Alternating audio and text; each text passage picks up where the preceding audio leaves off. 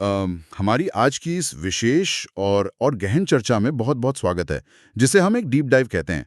आज हमारे सामने जो स्रोत मौजूद है ना, वो कोई आम दस्तावेज नहीं है। बिल्कुल नहीं। ये काफ़ी विस्तृत है। हाँ, ये एक बेहद रोचक विजुअल डेक है। इसका शीर्षक है उत्तर प्रदेश, इतिहास, वास्तुकला और संस्कृति। इस चर्चा का हमारा मुख्य उद्देश्य, या यूं कहें कि हमारा जो मिशन है, वो बहुत ही स्पष्ट है। हुँ। हमें प्राचीन सभ्यता की शुरुआत से लेकर 1857 की क्रांति तक के उस गौरवशाली सफर को समझना है, जिसने इस राज्य को सदियों तक भारतीय सभ्यता का पालना बनाए रखा। और ये समझना इसलिए भी ज़रूरी है क्योंकि देखिए, ये केवल कुछ तारीखों, राजाओं या पुरानी इमारतों का संकलन नहीं है। सही कहा। ये असल में एक पूरी सभ्यता के क्रमिक विकास, उसके उतार-चढ़ाव और उसकी एक निरंतरता की कहानी है। अगर हम आज के इस आधुनिक समाज को समझना चाहते हैं ना, तो हमें इन जड़ों तक जाना ही होगा। ठीक है, आइए इसे विस्तार से समझते हैं। स्रोत की शुरुआत जिस दृश्य से होती है, वो वाकई अद्भुत है। मतलब, इसमें उत्तर प्रदेश का एक शानदार 3D टोपोग्राफिकल नक्शा दिया गया है। हाँ, वो नक्शा बहुत ही इम्प्रेसिव है। बिल्कुल। इस नक्शे में राज्य की भौगोलिक विशालता को महसूस किया जा सकता है। इसकी नदियों का जो जाल है, गंगा, यमुना और उनके सहायक नदियां, वे एकदम सुनहरे और हरे रंगों में उभरते हुए दिखाई दे रहे हैं। एकदम जीवन रेखाओं की तरह। हाँ, ऐसा लगता है जैसे ये नदियां ही इस राज्य की धड़कन है। और इसके ठीक बाद वाले विजुअल में तो जैसे इस राज्य की आत्मा को ही 4 चमकते हुए स्तंभों के रूप में दर्शा दिया गया है। ये 4 स्तंभ, मतलब ये पूरे विषय की एक बेहतरीन रूपरेखा तैयार कर देते हैं। बिल्कुल। पहला स्तंभ है एक प्राचीन पत्थर का शिलालेख, जो इसके प्राचीन इतिहास को दर्शाता है, जहां से महाजनपदों का विकास हुआ। दूसरा स्तंभ शानदार ताजमहल का एक 3D मॉडल है। जो वास्तुकला का इंडो इस्लामिक स्थापत्य के स्वर्ण युग का प्रतीक है। एकदम सही। और तीसरा स्तंभ हवा में तैरती 2 क्रॉस की हुई तलवारें हैं, जो स्वतंत्रता संग्राम मतलब 1857 की क्रांति की याद दिलाती हैं। और चौथा स्तंभ है एक बेहद खूबसूरती से सजा हुआ सुनहरा कलश। जो यहाँ की जीवंत संस्कृति, हस्तशिल्प और कला के संगम को दिखाता है। तो अगर हम इन स्तंभों के आधार पर अपनी चर्चा को आगे बढ़ाएं और बिल्कुल शुरुआत से शुरू करें, तो हमें समय में बहुत पीछे जाना होगा। उस दौर में जब इंसान ने बस सभ्यता की ओर अपने पहले कदम बढ़ाए ही थे। और श्रोता का अगला हिस्सा हमें ठीक वहीं ले जाता है, सभ्यता के उदय की ओर। यहाँ जो विजुअल है, वो सच में रोंगटे खड़े कर देने वाला है। हाँ, वो पाषाण काल वाला। जी, एक अंधेरे बैकग्राउंड में पुराने पाषाण काल यानी पेलियोलिथिक युग के खुरदरे क्वार्ट्जाइट पत्थर के हथियार हवा में तैरते हुए दिखाई दे रहे हैं। इन्हें हैंड एक्स या हाथ की कुल्हाड़ी कहा जाता है। ये पत्थर देखने में भले ही बेहद खुरदुरे और अनगढ़ लगें, लेकिन जब इन्हें हवा में तैरते हुए देखते हैं ना, तो एहसास होता है कि ये मानव बुद्धिमत्ता के पहले ठोस प्रमाण हैं। स्रोत बताता है कि ये प्राचीनतम हथियार सोनभद्र की बेलन घाटी और सिंगरौली से प्राप्त हुए हैं। यहाँ नदियों और भूगोल की भूमिका पर ध्यान देना बहुत दिलचस्प है। देखिए, मानव इतिहास में नदियां हमेशा उत्प्रेरक रही हैं। बिल्कुल। बेलन घाटी इसका एक उत्कृष्ट उदाहरण है, क्योंकि वहां इंसान को पानी भी मिला और हथियार बनाने के लिए सही पत्थर भी। लेकिन कहानी सिर्फ पत्थरों को तराशने तक नहीं रुकती है। इसके बाद जो नवपाषाण काल या नियोलिथिक युग आता है, उसके साक्ष्य विश्व इतिहास के नजरिए से भी क्रांतिकारी हैं। आप संत कबीर नगर के लहुरा देवा का जिक्र कर रही हैं, है ना? जी बिल्कुल। स्रोत के अनुसार 9000 से 7000 ईसा पूर्व के बीच यहाँ कृषि और विशेष रूप से चावल की खेती के सबसे प्राचीन साक्ष्य मिले हैं। श्रोताओं के लिए ये सोचने वाली बात है कि जब दुनिया के कई हिस्सों में मानव सिर्फ जंगलों में शिकार कर रहा था और गुफाओं में रह रहा था। हाँ, तब इस क्षेत्र में बाकायदा व्यवस्थित खेती हो रही थी। और इसमें एक और परत है। लहुरा देवा के साक्ष्य हमारी पुरानी ऐतिहासिक टाइमलाइन को पूरी तरह से चुनौती देते हैं। कैसे? ये साबित करता है कि गंगा के मैदानी इलाकों में कृषि का विकास स्वतंत्र रूप से और बहुत पहले हो चुका था। इसके बाद जब हम सिंधु घाटी सभ्यता की बात करते हैं, तो मेरठ का आलमगीरपुर सामने आता है, जो हिंडन नदी के तट पर स्थित है, जो कि हड़प्पा सभ्यता का सबसे पूर्वी स्थल माना जाता है। बिल्कुल। और इसके बाद ताम्रपाषाण काल या चल्कोलिथिक युग तक आते आते पश्चिमी यूपी में कांस और तांबे के औजारों का व्यापक उपयोग शुरू हो चुका था। इंसान अब सिर्फ पत्थर पर निर्भर नहीं था। वो धातु विज्ञान में महारत हासिल कर रहा था। सही कहा। अब यहां से हम आगे बढ़ते हैं, एक ऐसे युग में जो शायद सबको बहुत जाना पहचाना लगेगा, महाजनपद और महाकाव्यों का युग। ये मेरा पसंदीदा हिस्सा है। स्रोत में यहां एक बहुत ही सम्मोहित करने वाला विजुअल है। यूपी के एक पारदर्शी 3D नक्शे पर सुनहरे रंग के चमकते हुए पिलर्स यानी स्तंभ दिखाई दे रहे हैं। ये प्राचीन शहरों को दर्शाते हैं और इन पिलर्स के बीच सुनहरे रंग की रेखाएं हैं जो संपर्कों को दिखा रही हैं। हाँ, जो इनके आपसी संपर्कों, व्यापारिक मार्गों और नदियों के रास्तों को दिखा रही हैं। स्रोत में एक बहुत ही दिलचस्प आंकड़ा है। प्राचीन भारत के 16 महाजनपदों में से आधे यानी 8 तो सिर्फ आज के मध्य देश मतलब यूपी वाले हिस्से में ही थे। इनमें कुरु, कोसल, पांचाल, काशी, शूरसेन, चेदी, वत्स और मल्ल शामिल हैं। ये आंकड़ा इस बात का प्रमाण है कि उस समय ये इलाका प्राचीन भारत का सिलिकॉन वैली या वॉल स्ट्रीट रहा होगा। राजनीतिक और आर्थिक ताकत पूरी तरह से इसी क्षेत्र में केंद्रित थी। बिल्कुल। कृषि से जो अधिशेष यानी सरप्लस उपज पैदा हो रही थी, उसी ने इन विशाल व्यापारिक शहरों और साम्राज्यों को जन्म दिया। यहाँ जो बात सबसे दिलचस्प है वो ये है कि हमारे सबसे महान और प्रभावशाली महाकाव्य रामायण और महाभारत दोनों का मंच भी यही भूगोल रहा है। एकदम सही। रामायण में कौशल राज्य और उसकी राजधानी अयोध्या का वर्णन है, जो भगवान राम की जन्मभूमि है। वहीं महाभारत में कुरु राज्य और हस्तिनापुर का जिक्र है, जो कौरवों और पांडवों के बीच सत्ता के ऐतिहासिक संघर्ष का केंद्र था। यह देखना अद्भुत है कि कैसे ये महाकाव्य और वास्तविक गणराज्य एक ही भूगोल को साझा करते हैं। और राजनीति के नजरिए से एक और अहम बात यह है कि उस दौर में केवल राजशाही या राजाओं का शासन ही नहीं था, गणराज्यों का यानी रिपब्लिक्स का उदय भी हो रहा था। जैसे कि कपिलवस्तु के शाक्य और कुशीनगर के मल्ल जैसे 7 प्रमुख प्राचीन गणराज्यों में बाकायदा लोकतांत्रिक व्यवस्था और सामूहिक निर्णय लेने की प्रणालियां मौजूद थी। शायद इसी बौद्धिक और लोकतांत्रिक माहौल ने उन महान दार्शनिक विचारों को जन्म दिया जिन्होंने दुनिया को बदल कर रख दिया। बौद्ध और जैन धर्म। बिल्कुल। स्रोत के अगले दृश्य में एक विशाल सुनहरा धर्मचक्र और उसके ठीक पीछे भगवान बुद्ध की शांत ध्यानमग्न आभा यानी एक सिलुएट दिखाई दे रहा है। ये दृश्य अपने आप में बहुत शांतिपूर्ण है। बौद्ध और जैन धर्म के लिए इस क्षेत्र का महत्व सर्वोपरि है। अगर हम केवल बुद्ध के जीवन को देखें तो सारनाथ वो जगह है जहां उन्होंने अपना पहला उपदेश दिया, जिसे धर्मचक्र प्रवर्तन कहा गया। हाँ, कुशीनगर वो स्थल है जो उनके महापरिनिर्वाण का साक्षी बना, और श्रावस्ती में उन्होंने अपने जीवन का सबसे अधिक समय व्यतीत किया। और जैन धर्म के लिए भी बुंदेलखंड का क्षेत्र, विशेषकर देवगढ़, जैन वास्तुकला और धर्म का एक बहुत बड़ा केंद्र रहा है। ये सभी धर्म अहिंसा, करुणा और जीवन के गहरे दर्शन की बात करते हैं। यूं समय के समाज की परिपक्वता को दर्शाता है कि वे केवल युद्ध और विस्तार में ही नहीं बल्कि आध्यात्मिक खोज में भी लगे हुए थे। इस गहरी दार्शनिक सोच के बाद भव्य और विशाल साम्राज्यों का उदय होता है। हमारे स्रोत में आगे भारत के राष्ट्रीय प्रतीक सारनाथ के सिंह स्तंभ या लायन कैपिटल का शानदार 3D मॉडल दिया गया है। वो एकाश्म स्तंभ। हाँ, 4 शेरों वाला ये एकाश्म यानी एक ही पत्थर से तराशा गया मोनोलिथिक स्तंभ अपनी बारीकी और भव्यता में बेजोड़ है। मौर्य साम्राज्य के दौरान सम्राट अशोक ने ये स्तंभ स्थापित करवाए थे। सारनाथ के अलावा प्रयागराज और मेरठ में भी उनके प्रमुख शिलालेख मिलते हैं। अगर हम इसे व्यापक संदर्भ में देखें तो अशोक के ये स्तंभ सिर्फ धार्मिक या नैतिक संदेश देने के लिए नहीं थे। तो फिर ये राज्य की सत्ता, कानून और कला के एकीकरण का एक बेहतरीन मास्टर स्ट्रोक थे। वो अपनी प्रजा को बता रहे थे कि राज्य की शक्ति धम्म यानी धर्म के साथ खड़ी है। और इसके कुछ सदियों बाद आता है गुप्त काल, जिसे इतिहास में कला और संस्कृति का स्वर्ण युग कहा जाता है। इसी काल में देवगढ़ का दशावतार मंदिर बना। स्रोत में एक और दिलचस्प जानकारी है। स्कंदगुप्त का भीतरी स्तंभ लेख जो हूणों जैसे खूंखार आक्रमणकारियों पर उनकी विजय को दर्शाता है। गुप्त काल के पतन के बाद 7वीं शताब्दी में जब हर्षवर्धन का दौर आया तो राजनीतिक परिदृश्य में एक बड़ा बदलाव देखने को मिला। सत्ता का केंद्र बदल गया था। बिल्कुल।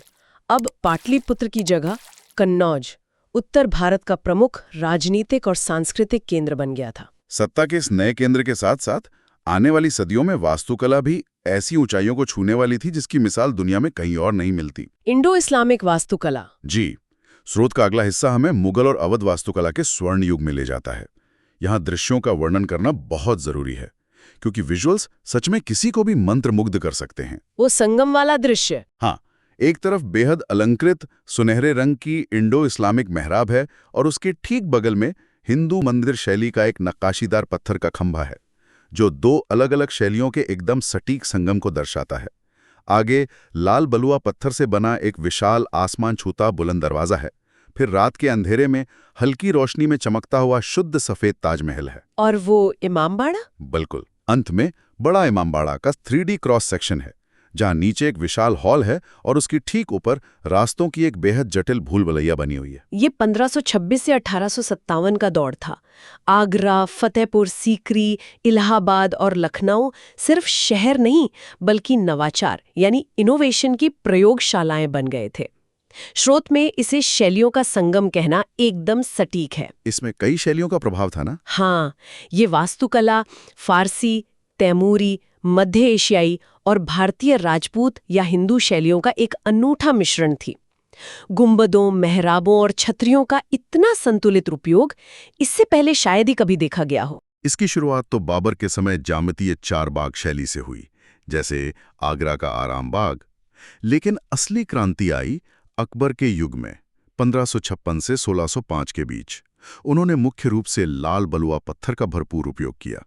आगरा का किला इसका एक बड़ा उदाहरण है, जो यमुना तट पर निर्मित एक विशाल सैन्य और आवासीय परिसर है, जिसमें जहांगीर महल जैसी भव्य इमारतें शामिल हैं। लेकिन अकबर का सबसे महत्वाकांक्षी प्रोजेक्ट था उनकी नियोजित राजधानी फतेहपुर सीकरी, जहां वो विशाल बुलंद दरवाजा स्थित है। हाँ, और फतेहपुर सीकरी सिर्फ आकार के लिए नहीं बल्कि अपनी सोच के लिए जाना जाता है। वहां का पंचमहल स्पष्ट रूप से बौद्ध विहारों के डिजाइन से प्रेरित है, और दीवाने खास की वास्तुकला हिंदू और इस्लामी कला का शायद सबसे उत्कृष्ट और साहसिक मिश्रण है। लेकिन जब हम शाहजहां के युग की बात करते हैं, 1628 से 1658 का दौर, तो ये वास्तुकला अपने सबसे नाजुक और सुंदर रूप में सामने आती है। शाहजहां ने लाल पत्थर की जगह शुद्ध सफेद संगमरमर को अपनाया। और पियत्रा ड्यूरा। बिल्कुल, पियत्रा ड्यूरा यानी संगमरमर पर कीमती पत्थरों से की गई बारीक और जटिल पुष्प जड़ाई का काम शुरू हुआ। पूर्ण समरूपता का प्रतीक ताजमहल।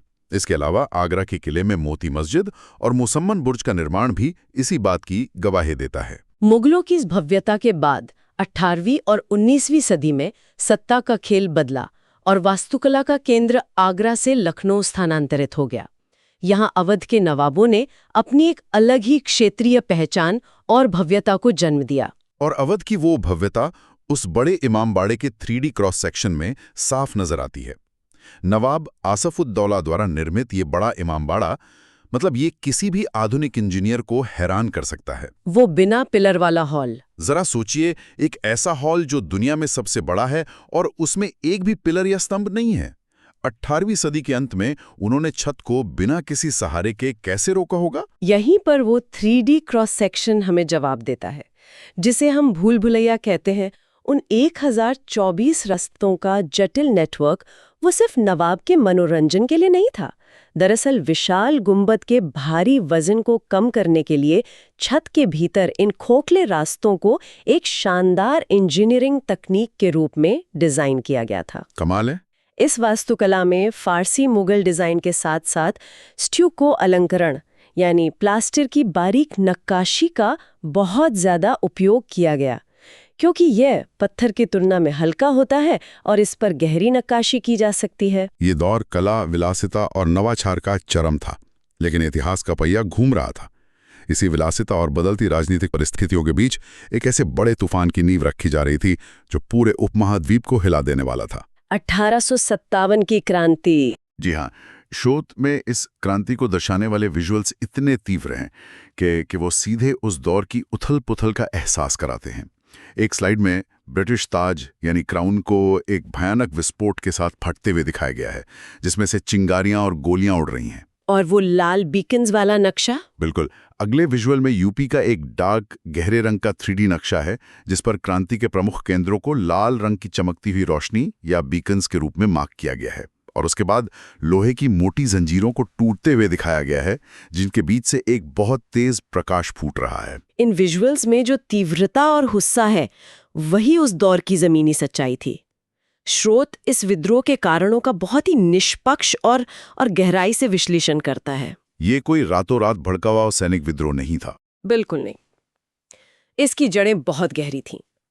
सबसे बड़ा राजनीतिक कारण था 1856 में कोशासन के आरोप में अवध का ब्रिटिश साम्राज्य में विलय। नवाब वाजिद अली शाह को जिस तरह निष्कासित किया गया, उससे आम जनता और स्थानीय अभिजात वर्ग में भारी असंतोष और अपमान की भावना थी। इसके साथ ही गहरे आर्थिक कारण भी थे। स्रोत बताता है कि महलवाड़ी व्यवस्था लागू की गई थी। हाँ, और इस व्यवस्था ने पूरे ग्रामीण ढांचे को तबाह कर दिया था। इसके कारण पुराने जमींदारों और किसानों का बड़े पैमाने पर विस्थापन हुआ। जमीनें छिन गईं। हाँ, उन पर करों का इतना भारी बोझ डाल दिया गया कि उनकी आजीविका छिन गई। जब एक किसान की जमीन छिनती है तो वो सबसे बड़ा विद्रोह करता है। और इस बारूद के ढेर में चिंगारी का काम किया उस तात्कालिक धार्मिक कारण ने। सेना में नए ग्रीस्ड कारतूस का प्रयोग शुरू हुआ, जिन्हें दांतों से काटना पड़ता था। जब ये बात फैली कि इनमें गाय और सूअर की चर्बी का इस्तेमाल हुआ है, तो इसने हिंदू और मुस्लिम दोनों सिपाहियों की सबसे गहरी धार्मिक भावनाओं को आहत कर दिया। और आखिरकार 10 मई 1857 को मेरठ में सिपाहियों ने खुलेआम बगावत कर दी और दिल्ली की ओर कूच किया। इसके बाद जो लाल बीकन्स हमने नक्शे पर देखे, वे पूरे राज्य में चमकने लगे। कई महानायकों ने अलग अलग जगह इस विद्रोह का नेतृत्व संभाला। कानपुर में नाना साहब और तात्या टोपे ने मराठा शासन की वैधता का दावा करते हुए ब्रिटिश सेना को कड़ी चुनौती दी। लखनऊ में बेगम हजरत महल ने बहुत ही बहादुरी से कमान संभाली। उन्होंने अपने युवा बेटे बिरजिस कादर के नाम पर एक समानांतर सरकार बनाई। और उधर झांसी में तो रानी लक्ष्मीबाई ने डॉक्ट्रिन ऑफ लैप्स यानी ब्रिटिश विलय की उस नीति को ही सीधी चुनौती दे दी, जिसके तहत बिना प्राकृतिक उत्तराधिकारी वाले राज्यों को हड़प लिया जाता था। अपनी अप्रतिम वीरता से वह इस पूरे संग्राम का सर्वोच्च प्रतीक बन गईं। और रोहिलखंड क्षेत्र में भी खान बहादुर खान ने बरेली में विद्रोह का बहुत ही सशक्त नेतृत्व किया। अगर हम इस क्रांति के प्रभाव का आकलन करें तो ये एक युग का अंत था। 1858 में ईस्ट इंडिया कंपनी के शासन का पूरी तरह से अंत हो गया और भारत का प्रशासन सीधे ब्रिटिश क्राउन के हाथों में चला गया। लेकिन इस विद्रोह ने जो सबसे अहम बात साबित की, वो थी हिंदू मुस्लिम एकता। ये बहुत महत्वपूर्ण बिंदु है।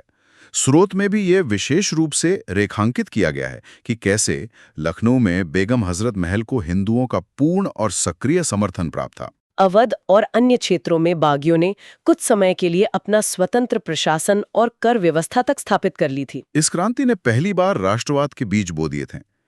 इन्हीं बीजों ने आगे चलकर भगत सिंह और सुभाष चंद्र बोस जैसे भविष्य के महानायकों के लिए एक बहुत बड़ी प्रेरणा का काम किया। इतिहास में सत्ताएं आती हैं और जाती हैं, साम्राज्य बनते हैं और टूटते हैं, लेकिन जो चीज इन सब झंझावातों के बीच भी हमेशा जिंदा रहती है, वो है वहां के आम लोगों की रोजमर्रा की संस्कृति। बिल्कुल सही कहा। और यही बात हमें इस स्रोत के आखिरी हिस्से की ओर ले जाती है। जीवंत संस्कृति, कला और हस्तशिल्प। यहाँ दिखाई गई तस्वीरें इस बात का सबूत हैं कि इतिहास सिर्फ किताबों में नहीं रहता। वो पीतल का कलश। हाँ, एक तस्वीर में बेहद चमकदार और बारीकी से नक्काशी किया हुआ मुरादाबाद का पीतल का कलश है। उसके पास ही गोरखपुर की मिट्टी से बना एक अलंकृत टेराकोटा का घोड़ा है। और वो कढ़ाई वाला कपड़ा? जी, एक अन्य तस्वीर में सफेद सूती कपड़े पर सुई धागे का बहुत ही नाजुक काम है, जो कि लखनऊ की चिकनकारी है। और साथ ही फिरोजाबाद की रंग बिरंगी रोशनी से चमकती कांच की चूड़ियां रखी हुई हैं। ये हस्तशिल्प पीढ़ियों से चली आ रही कौशल की वो विरासत है जो आज भी घरों को रोशन कर रही है। लखनऊ की चिकनकारी की बात करें तो ये सुई धागे की अत्यंत बारीक कढ़ाई है, जिसके बारे में कहा जाता है कि इसे नूरजहां ने शुरू किया था। आज भी ये दुनिया भर में मशहूर है। मुरादाबाद को उसके बेहतरीन पीतल उद्योग और नक्काशी के कारण आज भी पीतल नगरी के नाम से जाना जाता है। ये रेशमी और ऊनी कालीन बुनाई के लिए प्रसिद्ध है। गोरखपुर का टेराकोटा शिल्प जहां कुम्हार अपने हाथों से मिट्टी की शानदार मूर्तियां, विशेषकर वो सजे हुए घोड़े बनाते हैं, वो अपने आप में एक अलग ही कला है। और फिरोजाबाद, जिसे चूड़ियों का शहर कहा जाता है, वहां कांच की जो उत्कृष्ट कारीगरी होती है वो किसी को भी सम्मोहित कर सकती है। ये देखकर एक अलग ही सुकून मिलता है कि हमारी ऐतिहासिक विरासत इन कारीगरों की उंगलियों में, इन कलाकृतियों के जरिए आज भी सांस ले रही है। और यही निरंतरता, यही लगातार बहते रहने की क्षमता उत्तर प्रदेश की सबसे बड़ी ताकत है। इसी निरंतरता के साथ हम अपने इस विस्तृत सफर के निष्कर्ष पर पहुंच गए हैं। स्रोत के बिल्कुल अंत में एक अमर विरासत का एक बहुत ही शक्तिशाली विजुअल मॉन्टेज दिया गया है। वो तीनों चीजें एक साथ। हाँ, इसमें सारनाथ का सिंह स्तंभ, आगरा का ताजमहल और 1857 की एक नंगी तलवार, ये तीनों एक साथ एक सुनहरी गर्म रोशनी में चमक रहे हैं। ये एक फ्रेम में बता देता है कि कैसे उत्तर प्रदेश प्राचीन काल से ही भारतीय दर्शन, कला और संस्कृति का मुख्य केंद्र रहा है। यहाँ की जो समन्वित संस्कृति है, जिसे हम कंपोजिट कल्चर कहते हैं, जिसमें हिंदू, इस्लामी और क्षेत्रीय कला का एक इतना सहज और जीवंत मिश्रण है, वो सचमुच दुनिया में अद्वितीय है। 1857 से उठी ये राष्ट्रवाद की लौ ने आधुनिक भारत को आकार दिया, और यहाँ की ऐतिहासिक वास्तुकला तथा हस्तशिल्प आज पूरी दुनिया में भारत की पहचान बन चुके हैं। ये पूरी चर्चा हमें बहुत कुछ सोचने पर मजबूर करती है। तो आइए विचार करें। इस पूरे सफर को देखने के बाद श्रोताओं के लिए सोचने वाली बात है कि जो प्राचीन व्यापारिक मार्ग और नदियों के किनारे की बस्तियां हजारों साल पहले विकसित हुई थी, चाहे वो हिंडन के किनारे आलमगीरपुर हो या बेलन घाटी हो। बिल्कुल, तो क्या आज भी आधुनिक उत्तर प्रदेश के प्रमुख एक्सप्रेसवे और विशाल औद्योगिक गलियारे जाने अनजाने में उन्हीं प्राचीन मार्गों का अनुसरण नहीं कर रहे हैं? क्या भूगोल हमेशा हमारे इतिहास का मार्गदर्शन करता है? ये वाकई एक बहुत ही गहरा विचार है। इसी दिलचस्प विचार के साथ हम आज की इस गहन चर्चा को यहीं विराम देते हैं। इतिहास के इन पन्नों को इतने करीब से टटोलने वाले इस सफर में शामिल होने के लिए बहुत बहुत धन्यवाद।